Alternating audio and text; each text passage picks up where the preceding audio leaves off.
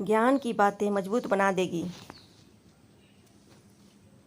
बिना हक का भी जब लेने का मन हो, वहाँ महाभारत की शुरुआत होती है। अपने हक का भी छोड़ देने का मन हो, वहाँ रामायण की शुरुआत होती है। लालच की चमक देखकर अकल अक्सर मार खा जाती है। चक्रव्यूह रचने वाले सारे अपने ही होते हैं। कल भी यही सत्य था और आज भी यही सत्य है। अहंकार मनुष्य से वह सब करवाता है जो अंत में उसी का विनाश का कारण बनता है। इसलिए जीवन में जितना जल्दी हो सके अपना अहंकार त्याग दें। गीता में लिखा है, मूर्खों को कभी भी भूल कर भी ज्ञान नहीं देना चाहिए। वह उनके लिए विष के समान है, कड़वा होता है। रामायण का अंतिम ज्ञान यह है कि श्री राम ने कितना दुख सहन कर प्रजा को संतुष्ट करना चाहा, परंतु प्रजा संतुष्ट नहीं हुई। अर्थात लोगों को खुश करने के चक्कर में अपने को दुख मत दो।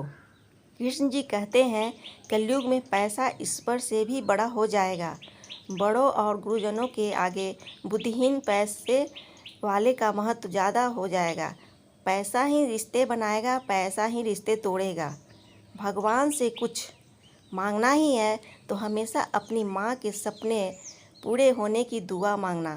तुम खुद ब खुद आसमान की ऊंचाइयाँ छू लोगे। मत करना अभिमान, खुद पर ये इंसान। तेरे और मेरे जैसे कितनों को ईश्वर ने माटी से बनाकर माटी में मिला दिया। किसी व्यक्ति ने साईं से पूछा, बाबा आप बड़े हैं फिर भी नीचे क्यों बैठते हैं? साईं बाबा ने जवाब दिया, नीचे बैठने वाला कभी गिरता नहीं है। जो कुछ है तेरे दिल में सब उसको खबर है।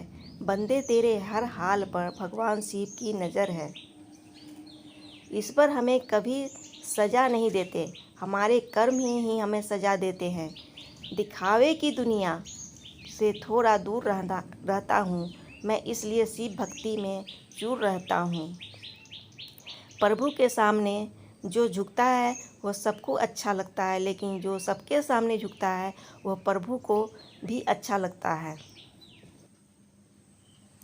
भगवान न दिखाई देने वाले माता पिता हैं और माता पिता दिखाई देने वाले भगवान हैं। ऐ जन्नत अपनी औकात में रहना, हम तेरी जन्नत की मोहताज नहीं।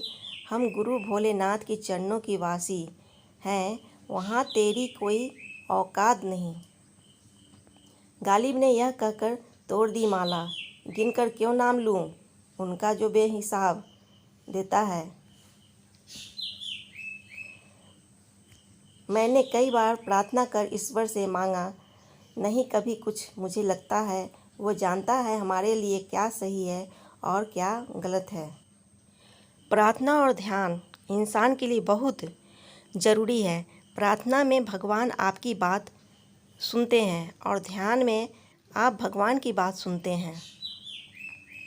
हे प्रभु, मनुष्य होना मेरा भाग्य है, पर आपसे जुड़े रहना मेरा सौभाग्य है।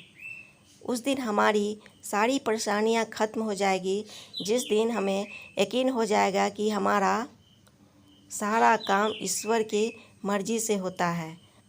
बड़ा ही खूबसूरत रिश्ता है मेरा और मेरे प्रभु के बीच। ज़्यादा मैं कभी मांगता नहीं और कम वो कभी देता नहीं। जो कुछ है तेरे दिल में सब उसको खबर है। बुरे समय से इतना डरते क्यों? ईश्वर पर भरोसा रखोगे तो यह समय भी आसानी से निकल जाता है। बिना परिश्रम के तो भगवान किसी को कुछ भी नहीं देता है, और यदि गलती से उसे यह मिल भी जाए तो यह ज़्यादा दिन टिकता नहीं है। सभी को अपने आप को सही साबित करने के फिक्र है। अरे यह ज़िंदगी है ना कि कोई कचहरी? यह तेरा है यह मेरा है, यह सब बातें मन में भेद पैदा करती है। चीज़ों को बांटना सीखेंगे तो ज़्यादा खुश रहेंगे। ईश्वर ने मनुष्य को बल के साथ बुद्धि इसलिए दी ताकि वह इस धरती को स्वर्ग समान बना सके। मन में मैल हो और ऊपर से अच्छे होने का दिखावा, यह तो ये वही बात हो गई कि कीचड़ के ऊपर किसी ने रंग डाल दिया हो। धर्म वह होता है जो आपको अच्छी शिक्षा दे, लोगों का परोपकार करने का सिखाए, जो धर्म दूसरों को मारने, आतंक फैलाने को कहे वह धर्म नहीं अधर्म होता है। बहुत लोग तब तक नहीं समझते हैं जब तक उन्हें किसी अपने से ठोकर ना लग जाए। अपने जीवन में उसी व्यक्ति को महत्व दें जो आपके साथ सुख दुख में खड़ा दिखाई दे। जिंदगी को काटने की बजाय यदि जिया जाए तो बहुत ही खूबसूरत बन जाती है। दूसरों को छीन कर पाया गया धन कभी भी आपके काम नहीं आएगा। आपको अपनी ज़िंदगी के ज़्यादातर महंगे सबक सस्ते लोग ही सिखा कर जाएंगे। कुछ कर्मों की सज़ा आपको कानून नहीं दे सकता, उनका फैसला तो ईश्वर की अदालत में होता है। ऐसे आपको बहुत लोग मिल जाएंगे जो ईश्वर का नाम भी केवल और केवल अपने मतलब के लिए ही लेते हैं। हर इंसान का जीवन में एक समय ऐसा ज़रूर आता है जब उसे सच्चे दिल से ये महसूस होता है कि इस दुनिया में ईश्वर के अलावा कोई अपना नहीं है।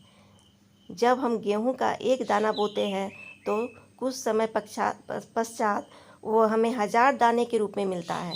उसी तरह हमारे अच्छे कर्मों का फल हमें ईश्वर भी देता है। श्री कृष्ण कहते हैं कि जिस व्यक्ति को आपकी कद्र नहीं, उसके साथ खड़े रहने से अच्छा है आप अकेले खड़े रहें। सुख में धर्म कार्य और दूसरों की मदद जरूर करनी चाहिए, क्योंकि बुरे समय में यही काम आता है। अगर आपकी समस्या एक जहाज जितनी बड़ी है तो यह नहीं भूलना चाहिए कि भगवान की कृपा सागर जितनी विशाल है। प्लीज़ लाइक शेयर सब्सक्राइब करना न भूलें। Thanks for watching.